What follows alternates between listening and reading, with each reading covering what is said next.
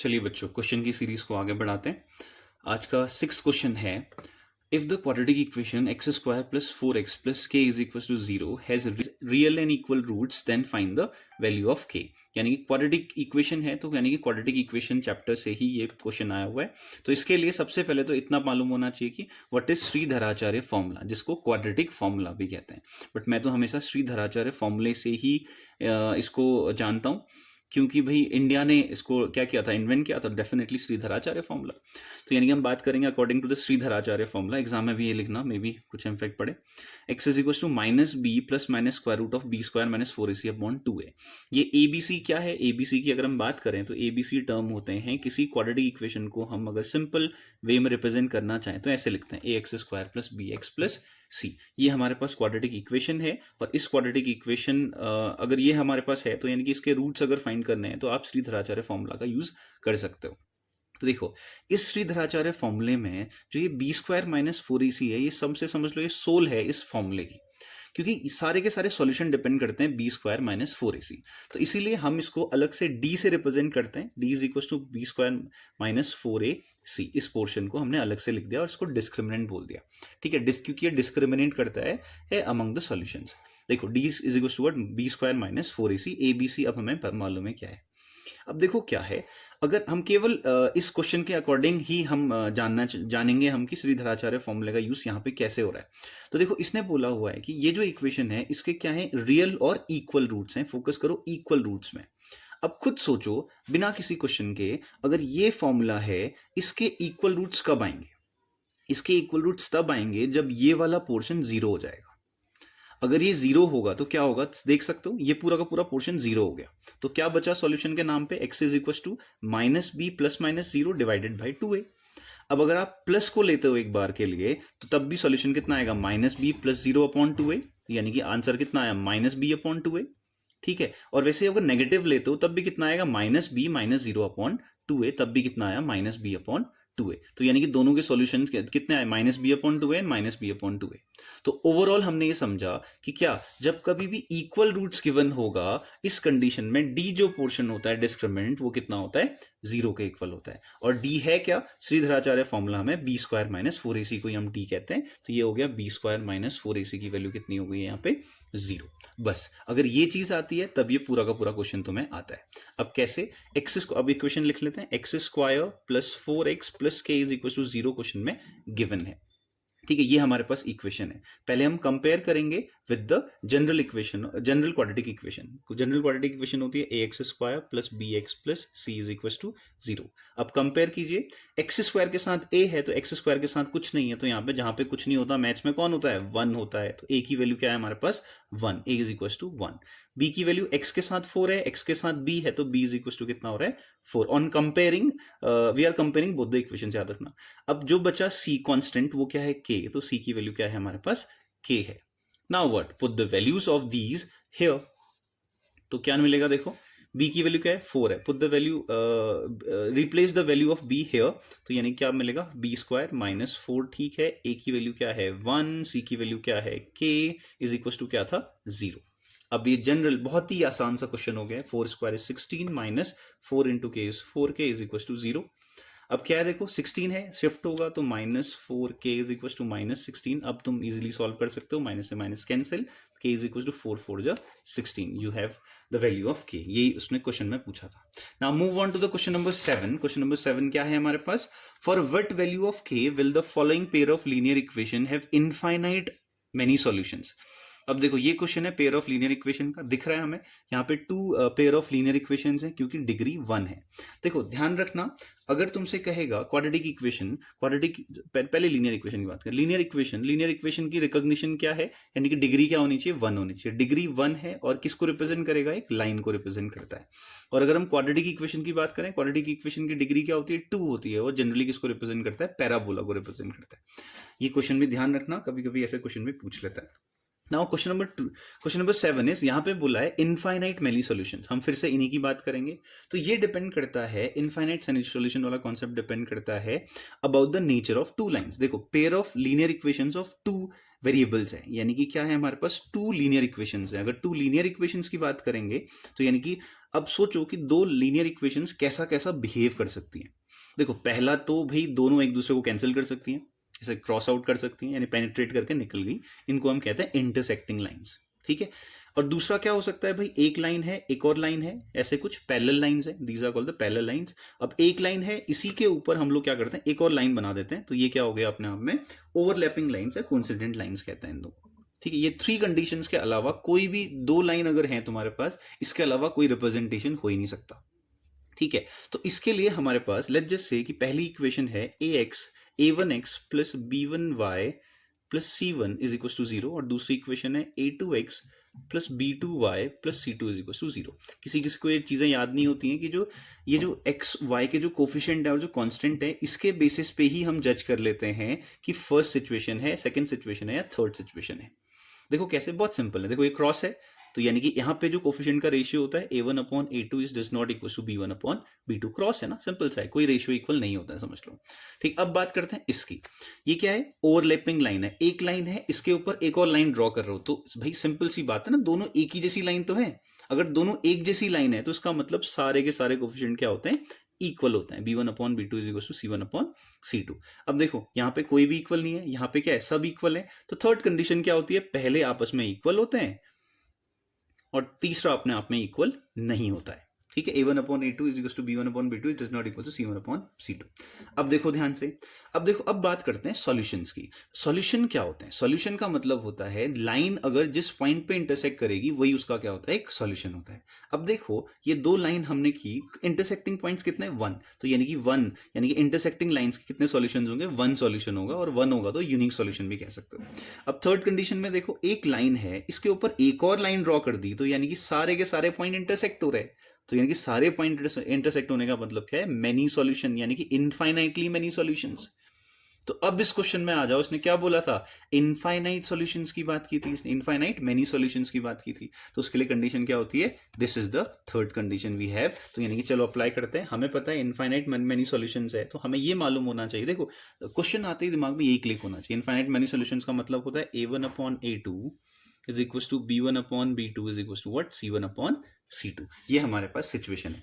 अब प्रॉब्लम ये है कि a1 a2 b1 b2 कहां से आएंगे, वो कंपेयरिंग से आएगा, यानी कि 2 इक्वेशन गिवन है, इनका कंपेयर करते हैं। चलो कंपेयर करते हैं, क्या है, kx plus 3y minus k minus 3 is equal to 0 हमारे पास इक्वेशन है। चलो कंपेयर करते हैं किससे, a1x plus b1y plus c1 is equal to 0 से कंपेयर करेंगे।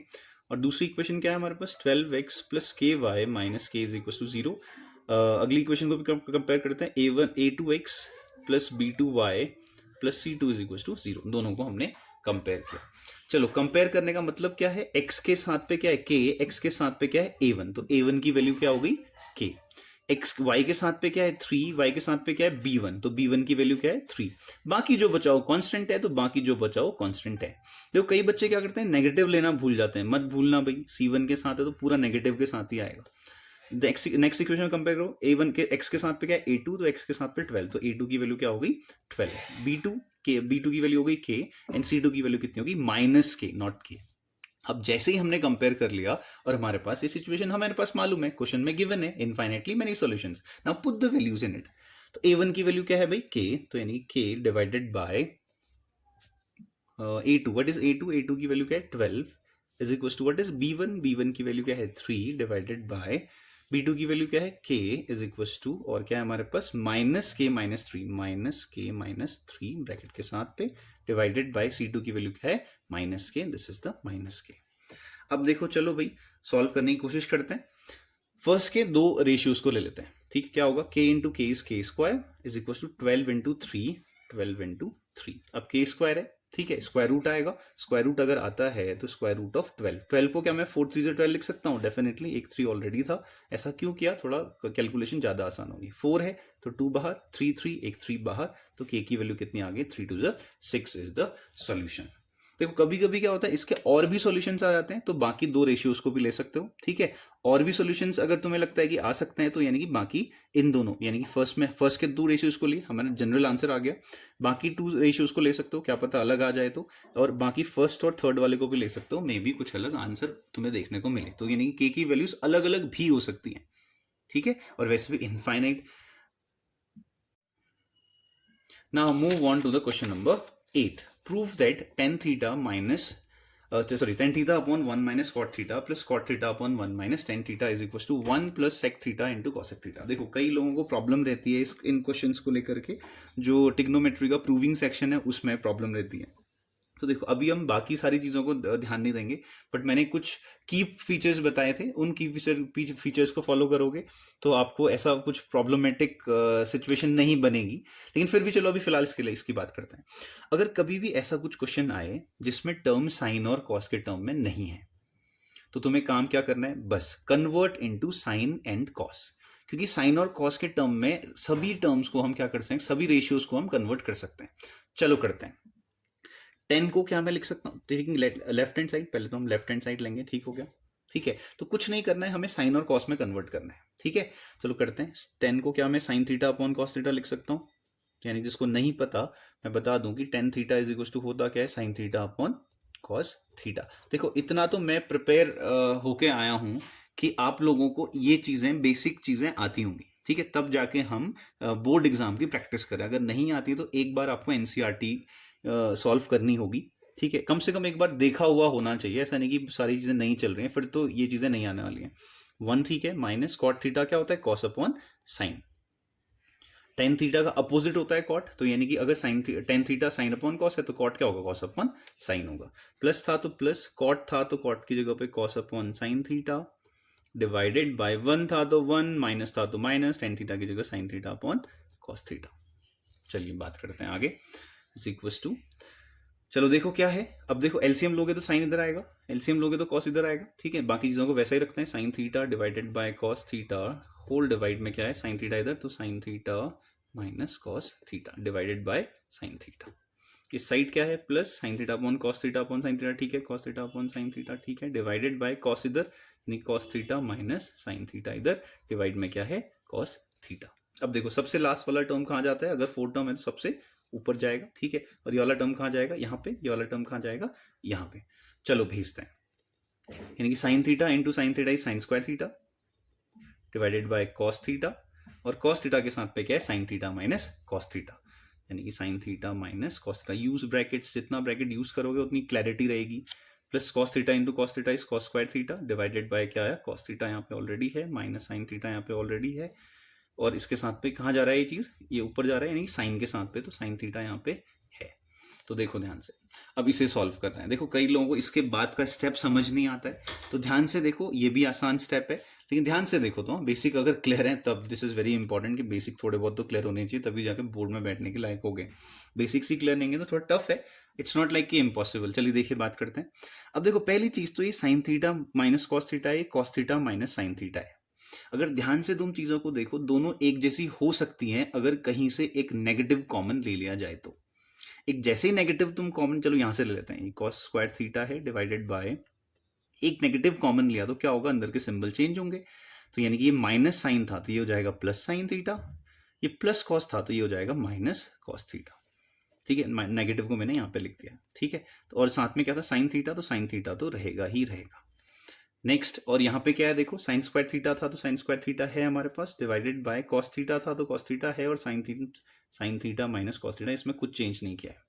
अब देखो ये करने का रीजन क्या था, अब देखो sine theta minus cos theta, sine theta minus cos theta, जब कभी भी एक जैसी चीज अगर होती है तो हम क्या करते हैं, एलसीएम में हमें उसका कोई फर्क नहीं पड़ता है, पता होगा ना। अब इन शॉर्ट ऐसे समझ लो, 1/4 प्लस 1/4 तुम्हें करने को दो, तुम कहोगे भाई 4 और 4 एक जैसा है तो 4 तो ठीक है, तो 1 + 1 = 2, यही सॉल्यूशन है। तो वैसे ही अगर sign theta minus cos theta, sine theta minus cos theta divide में है, तो मैं बोल रहा हूं कि इसका कोई फर्क हमें पड़ने वाला है नहीं, तो इसको हम सीधा सीधा साइड कर लेते हैं, sine theta minus cos theta. अब सोचो ये है ही नहीं, ठीक है। अब क्या क्या चीजें हैं हमारे पास, एक है कॉस थीटा, एक है साइन थीटा।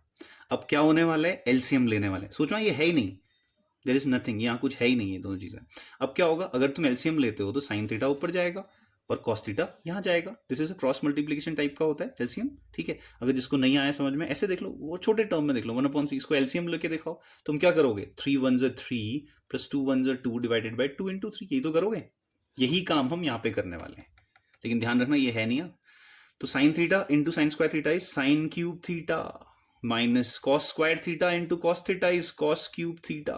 अब तुम देखते ही क्वेश्चन देखते तुम्हारे दिमाग में इतनी चीज तो आनी चाहिए कि भाई sign cube theta minus cos cube theta यानी कि ए क्यूब माइनस बी क्यूब। अब सोचने की कोशिश करो फॉर्मूला क्या होता है, तब तक हम आगे बढ़ते हैं। अब साथ में क्या था, जैसे जैसे था 2 इंटू 3, तो वैसे ही कॉस इंटू साइन था, तो साइन इंटू कॉस भी मल्टीप्लाई होगा, sign theta into cos theta, इसको भूलना नहीं है कोई भी चीज।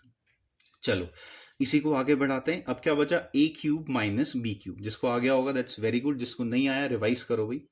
चलो बात करते हैं a cube minus b cube. तो क्या है हमारे पास, a cube minus b cube क्या होता है, a cube minus b cube होता है a minus b bracket a square plus A b plus b square. जिसको नहीं पता, ये उसका क्या होता है, एक फॉर्मूला होता है। अब इसी फॉर्मूले को हम अप्लाई करने वाले हैं यहाँ पे। तो ए की जगह पे है साइन क्यूब थीटा, बी की जगह पे है कितना, माइनस कॉस क्यूब थीटा। अब देखो अप्लाई करते हैं इसमें, तो क्या होगा, देखो न्यूमरेटर में, सॉरी न्यूमरेटर में क्या होगा, देखो ए की जगह पे sine cube theta minus B की जगह पे क्या है, कॉस थीटा, ध्यान रखना। तो क्या हो रहा है, ए माइनस बी यानी कि sign theta minus cos theta, यानी कि sign theta minus cos theta. क्या बचा, ए स्क्वायर यानी कि ए की जगह पे क्या था, साइन थीटा यानी कि साइन स्क्वायर थीटा, प्लस ए बी का मतलब sine theta into cos theta, ठीक है। उसके बाद क्या है, बी स्क्वायर, बी की जगह पे क्या है, cos theta plus cos square theta. Problem है तो बताओ, डिवाइड में क्या था हमारे पास, sine theta into cos theta था, और साथ में क्या था, sine theta minus cos theta था, ठीक है। अब ध्यान से देखो, sine theta minus cos theta, sine theta minus cos theta बिल्कुल सेपरेट है, तो ये दोनों चीजें कैंसिल हो गई। तो क्या बचा हमारे पास, देखो sign square theta plus sine theta into cos theta plus cos square theta. जैसे ही जिसने फॉर्मूला किया होगा, लाइट चली गई है, कोई नहीं, sign square theta plus cos square theta, जिसने फॉर्मूलाज किए होंगे, बेसिक फॉर्मूलाज याद हैं जिसको, उसके दिमाग में सीधा आ गया होगा, दिस इज व्हाट 1, ये हो गया 1 प्लस क्या है, sine theta into cos theta. Divide में क्या बचा, sign theta into cos theta. तो बस हम आंसर के बहुत ज्यादा करीब हैं। चलिए बात करते हैं। अब देखो क्वेश्चन क्या था, क्वेश्चन ये था, अगर तुम्हें याद ना हो तो दिस इज द क्वेश्चन। हमें क्या प्रूफ करना है, 1 plus sec theta into cosec theta में प्रूफ करना है। अगर तुम्हें याद हो कि सेक थीटा मतलब क्या होता है, 1 cos theta into sine theta क्या होता है, 1 कॉसेक थीटा क्या होता है, 1 साइन थीटा। तो यानी कि अगर मैं साइन थीटा और कॉस थीटा में करूं तो ऐसा कुछ आ रहा है, एक साइड पे 1 प्लस एक साइड पे डिनोमिनेटर में क्या आ रहा है, कॉस थीटा और साइन थीटा आ रहा है। सेम सिचुएशन अब आंसर में हो चुकी है हमारी, ध्यान से देखो। अब अगर मैं साइन थीटा कॉस थीटा को सेपरेट करूं तो क्या होने वाला है, देखो 1 sine theta into cos theta, plus का plus sine theta into cos theta के बीच सेपरेट कर दिया मैंने, sine theta into what, cos theta. Sine theta cos theta is 1, तो 1 प्लस क्या बच गया, 1 sine theta into cos theta. जो हमारा आंसर चाहिए था वही बन गया है। 1 साइन क्या होता है, cos sec theta into 1 cos is what, sec theta. तो क्वेश्चन लेंदी था, लेकिन ऐसा भी नहीं था कि इम्पॉसिबल है, ठीक है। Now without wasting time move on to the next question, question number 9। Now look, ये क्वेश्चन जो है एनसीईआरटी बुक का एग्जाम्पल का क्वेश्चन है, ठीक है। अगर एग्जाम्पल का सॉल्यूशन देखोगे it's a little bit complicated, ठीक है। अगर सिंपल से समझना है तो ये बहुत आसान क्वेश्चन है, 2 लाइन का आंसर है इसमें। देखो क्या है, अगर तुम ध्यान से देखो इस सिचुएशन में, अगर ये सिचुएशन तुमने फेस की हुई है, नहीं की है तो मैं बता देता हूं। अगर यहाँ पे सर्कल होता है, सर्कल की एक प्रॉपर्टी है, सर्कल टेंजेंट की एक प्रॉपर्टी है। अगर मैं एक टेंजेंट ड्रॉ करता हूं, तो अगर टेंजेंट क्या होता है भाई, एक पॉइंट पे इंटरसेक्ट करता है, this point is called point of contact. अगर मैं बात करूं ये क्या है, सेंटर है, सेंटर से अगर मैं लाइन ड्रॉ करूं तो ये क्या होता है, परपेंडिकुलर होता है, इसका ध्यान रखना, ठीक है। तो एक और चीज अगर मैं बात करूं, अगर मैं एक और टेंजेंट अगर ड्रॉ करता हूं, ठीक है, तो यहां से भी लाइन ड्रॉ करूं तो ये भी अपने आप में क्या होगा, परपेंडिकुलर होगा, ध्यान रखना 90 डिग्री। और अगर मैं यहां से एक लाइन ड्रॉ करता हूं, जिसको नहीं पता है, बाकी बाद में देखना, अभी फिलहाल इतना ध्यान रखना, ये जैसे ही मैंने ये लाइन ड्रॉ की तो यहाँ पे एक 90 डिग्री का एंगल बन गया, 90 डिग्री का एंगल बन गया और एक ट्राइंगल बन गया, right angle triangle and right angle triangle. और हमें मालूम होना चाहिए all the right angle triangles are similar in nature, इसका ध्यान रखना, ठीक है। और बात करते हैं क्या, इसमें एक और लाइन ड्रॉ की हुई है, इसकी भी प्रॉपर्टी ध्यान रखना। और एक और क्वेश्चन बनता है, इन दोनों के बीच में एक रिलेशनशिप होता है, इस वाले एंगल और इस वाले एंगल के बीच में एक रिलेशनशिप होता है। अभी हम उस क्वेश्चन को डिस्कस नहीं कर रहे हैं, फिर भी यहाँ पे आ चुका है। देखो ये क्या है, एक क्वाड्रिलेटरल है, क्वाड्रिलेटरल के चारों एंगल का सम कितना होता है, 360 डिग्री होता है। इस बेस पे तुम सॉल्व कर सकते हो कि इन दोनों का क्या होगा। ठीक है, तो ये बाद में, अभी फिलहाल हम अपने क्वेश्चन में करते हैं। अगर मैं इसको एक लाइन ड्रॉ करूं, ठीक है, ये जो कॉर्ड है, अगर मैंने कॉर्ड मैच कर दिया तो ध्यान रखना ये कॉर्ड और ये जो लाइन है, ये क्या करती है, ये लाइन इसको दो इक्वल पार्ट्स में डिवाइड करती है, बस। अगर इतना समझ में आता है, और ये क्या होगा, एक परपेंडिकुलर होगा, इसका भी ध्यान रखना। अब इसके जवाब किसी और क्वेश्चन में दूंगा, अभी फिलहाल ज्यादा लंबा ना हो वीडियो, इसलिए जल्दी जल्दी करते हैं। इतनी चीज अगर तुम्हें आती है तो ये क्वेश्चन तुम्हारे लिए बहुत आसान है कि क्या, ये पॉइंट ऑफ कांटेक्ट से जो रेडियस जो है वो 90 डिग्री का एंगल बनाती है, और ये जो कॉर्ड होगी इसको वो दो इक्वल पार्ट्स में डिवाइड कर देगी, और ये क्या होगा, परपेंडिकुलर होगा, यानी कि ये भी एक राइट एंगल ट्राइंगल होगा। अब आ जाओ इस क्वेश्चन में। इस क्वेश्चन में क्या किया है, पी क्यू इज 8 सेंटीमीटर। अभी हमने बात की, अगर ये 90 डिग्री है तो सिंपल सा है, ये भी 4 हो जाएगा, ये भी 4 हो जाएगा, because this complete portion is 8। अभी हमने डिस्कस किया, ये क्या करता है, इसको दो इक्वल पार्ट्स में डिवाइड कर देता है। ठीक है, अगला काम, अगर मैं इसको ज्वाइन करूं तो ये अपने आप में रेडियस है, तो radius is already given which is, तो ये क्या हो गया, 5। ठीक है, अब इसको ध्यान से देखो, ये क्या है, एक राइट एंगल ट्राइंगल है। अगर जिसने मुझसे पढ़ी है मैथ्स, उसको ये पता होगा कि पाइथागोरियन ट्रिपलेट्स क्या होते हैं। उसमें हमें पाइथागोरस थ्योरम यूज करने की जरूरत नहीं होती है। This is 4, this is 90 degree, the hypotenuse is 5, तो डेफिनेटली ये साइड क्या होगी, 3 होगी। इतना ध्यान रखना, मैं कह रहा हूँ जिसने मुझसे पढ़ा होगा ये चीज उसको डेफिनेटली आती होगी। तो मैं बता दूं कि ये पाइथागोरियन ट्रिपलेट्स क्या होते हैं। तो पाइथागोरियन ट्रिपलेट्स क्या होते हैं, अगर हम डिस्कस करें तो पाइथागोरियन ट्रिपलेट्स जो होती हैं, किसी राइट एंगल ट्राइंगल की कुछ फिक्स साइड्स होती हैं। ठीक है, 10th के सिलेबस में तो वैसे भी कम है, तो अगर आप एक कुछ पाइथागोरियन ट्रिपलेट्स लर्न कर लेते हैं वो ज़्यादा बेटर रहेगा। जैसे सबसे छोटी पाइथागोरियन ट्रिपलेट्स होती हैं 3, 4 एंड 5, यानी कि सबसे छोटी साइज का अगर राइट एंगल ट्राइंगल बनाना होगा तो इससे छोटे साइज का वो नहीं पॉसिबल है। अगर आप कहोगे सर रूट में भी तो हो सकता है, रूट वाले में डेसिमल में आ जाएगा, हम कंप्लीट नंबर्स की बात कर रहे हैं। ठीक है, 3, 4, 5। अगला हम बात करें 5, 12 एंड 13। फिर हम बात करें अगर 8, 15, 17। Next is 7, 24, 25। एक और चीज थी 20, 21 एंड 29। तो अगर इतना है तो यानी कि 10th में इसके बाहर के राइट एंगल ट्राइंगल तुम्हें बहुत कम देखने को मिलेंगे। ठीक है, तो जैसे ही था ये क्वेश्चन था 4 एंड 5, तो तुम्हारे दिमाग में सीधा क्लिक हो जाना चाहिए था कि नीचे क्या होगा, 3 होगा डेफिनेटली। तो यानी कि अगर तुम फोकस करो अब इस क्वेश्चन पे, दिस इज व्हाट, 3। अगर ये 3 है तो अब बात करते हैं इसके आगे की। अब देखो क्या, अब अगर ध्यान से देखो, हमने बात की 90 डिग्री होगा। क्यों होगा, क्योंकि ये क्या है, पॉइंट ऑफ कॉन्टेक्ट, रेडियस जो है पॉइंट ऑफ कॉन्टेक्ट से 90 डिग्री का एंगल बनाएंगे विद द टेंजेंट। तो अगर ये 90 डिग्री है और ये छोटा वाला पोर्शन भी 90 डिग्री है, तो इसका मतलब क्या, ये दोनों ट्राइंगल्स क्या होंगे, सिमिलर होंगे, क्योंकि हमें पता है all the right angle triangles are similar in nature. अगर ऐसी सिचुएशन है, तो अगर तुम ध्यान से देखो, अगर ये सिचुएशन होने वाली है तो इसका मतलब क्या हुआ, मैं इस ट्राइंगल को क्लैरिटी से बना देता हूँ ताकि ध्यान रहे हम क्या करने वाले हैं। ये सिचुएशन है, 90 डिग्री है, this is complete 90 degree, this is 4, 3 and 5। ये रहा O P T Q। Q नहीं है, दिस इज M, तो इसको M सपोज कर लेते हैं, दिस इज M। अब ध्यान से देखो, देखो सिमिलैरिटी के केस में सीक्वेंस बहुत मैटर करता है। तो हमें ध्यान रखना है, दोनों ट्राइंगल हमारे पास सिमिलर तो हैं, लेकिन सीक्वेंस कैसे पता चलेगा, उस सीक्वेंस के लिए 30-60 वाला कॉन्सेप्ट ध्यान रखना। वो क्या है, अगर मैं इसको सपोज कर लेता हूं दिस इज 60 डिग्री, सपोज, जैसे सपोज कि 60 डिग्री है और ये अगर 90 होगा तो ये वाला एंगल कितने का बनेगा, 30 डिग्री का। ठीक है, क्यों, ये 60 है, ये 90 है, डेफिनेटली 30। ट्राइंगल के तीनों एंगल का सम कितना होता है, 180 होता है। अगर ये पूरा का पूरा 90 है, ये 30 है, तो ये कितना होगा, 60 होगा, दिस इज ऑब्वियस। अगर ये 90 है, ये 60 है, तो ये कितना हो जाएगा, 30 हो जाएगा। हाँ, ये चीज़ मेरी, ये बात कई लोगों को समझ में ना भी आ सकती है अगर जिसने ट्राइंगल्स नहीं पढ़ा हुआ है, ध्यान रखना। अब देखो ये करने के बाद बेनिफिट क्या बना, अब मुझे इतना पता चल गया कि बड़ा वाला ट्राइंगल और ये जो छोटा वाला ट्राइंगल, मैं ये वाला पोर्शन और बड़ा वाला ट्राइंगल को ले रहा हूँ। ठीक है, मैं कह रहा हूँ ये दोनों ट्राइंगल सिमिलर होंगे, क्यों, क्योंकि दोनों के दोनों राइट एंगल ट्राइंगल है।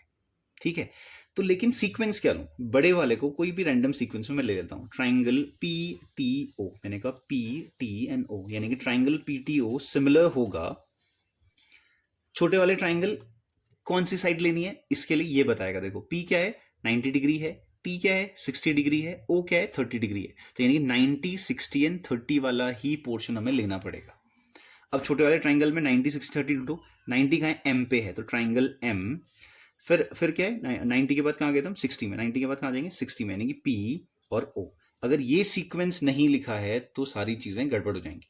क्यों गड़बड़ होगी, अब देखो, अब इस सिमिलर लिखने का मतलब क्या है, पी की वैल्यू एम के इक्वल होनी चाहिए। अब ध्यान से देखो, बड़े वाले में पी की वैल्यू 90 है और छोटे वाले में एम की वैल्यू 90 है, तो अब बिल्कुल सही जा रहे हैं। टी की वैल्यू देखो, पी के इक्वल होनी चाहिए। टी की वैल्यू बड़े वाले में 60 है और छोटे वाले में पी की वैल्यू कितना है, 60 है। अब आपको शायद कुछ बहुत चीजें समझ में आ गई होंगी। अगर दोनों ट्राइंगल सिमिलर हैं तो according to what, similarity concept, तो हमें क्या पता है, इनका रेशियो आपस में इक्वल होगा। अब हमें फिगर देखने की भी जरूरत नहीं है। देखो, हमें रेशियो यहीं से पता चल जाता है, P T M P upon M P is equal to T O upon P O is equal to P O upon what M O. यानी कि ये हमारे पास क्या है, रेशियो होगा according to the similarity concept. अगर हमें ये मालूम है तो बस हमें क्या चाहिए था, क्वेश्चन में देखो टीपी चाहिए था। अब देखो टीपी इस रेशियो में कहाँ पे है, टीपी यहाँ पे है, तो यानी कि टीपी अपॉन एमपी, चलो वैल्यू रख देते हैं जितनी भी चीजें हमारे पास मालूम है। टीपी नहीं मालूम है, टीपी को टीपी रखते हैं, डिवाइडेड बाय एमपी। क्या हमें एमपी मालूम है, एमपीज है, एमपी हमें मालूम है मालूम है, एमपी की वैल्यू कितना है 4 है, इज इक्वल टू क्या हमें टीओ मालूम है, TO, this is a TO, this complete portion is TO. क्या ये टीओ मालूम है हमें, यहाँ पर टी से लेकर के ओ तक का नहीं मालूम है, तो एक काम करते हैं, टीओ वाले पोर्शन को स्किप कर देते हैं। लास्ट क्या बचा, पीओ, पीओ की वैल्यू कितना है 5 है, तो चलिए इसकी वैल्यू लिख लेते हैं, पीओ की वैल्यू कितना है 5 divided by MO, what is the value of MO is 3 divided by 3। अगर तुम्हें इतनी सी चीज आती है, देखो ओवरऑल क्वेश्चन कितना छोटा था। क्वेश्चन ये है, तुम्हें अगर ये कॉन्सेप्ट आता है, ठीक है, ये अपने आप में क्या है, बाइसेक्ट हो रहा है, ठीक है, ये 8 कंप्लीट 8 है तो 4 और 4 हो गया, this is 4, if this is 5 then 3, ये 3 हो जाएगा, क्यों, according to the Pythagorean triplets. और अगर तुम्हें ये सिचुएशन अगर समझ में आ गई है और तुम्हें ये पता चल गया कि ये बड़ा वाला ट्राइंगल और छोटा वाला ट्राइंगल अपने आप में क्या होंगे, दोनों सिमिलर होंगे, तो सिमिलर कैसे लिखना है ये पता होना चाहिए। अगर सिमिलर है तो साइड्स का रेशियो आपस में इक्वल होता है। अगर साइड्स का रेशियो इक्वल है तो बस वैल्यूज रखिए और आंसर आ गया, टीपी इज इक्वल टू कितना आ गया, 5 4 20 अपॉन 3 यूनिट जो भी है। तो this is the concept. Now move on to the question number 10। चलिए पहले इस क्वेश्चन को आप लोग ट्राई करेंगे, शायद वीडियो काफी लेंदी हो गया, इसलिए हम क्या करेंगे, इस वीडियो को, इस क्वेश्चन को नेक्स्ट वीडियो में सॉल्व करेंगे।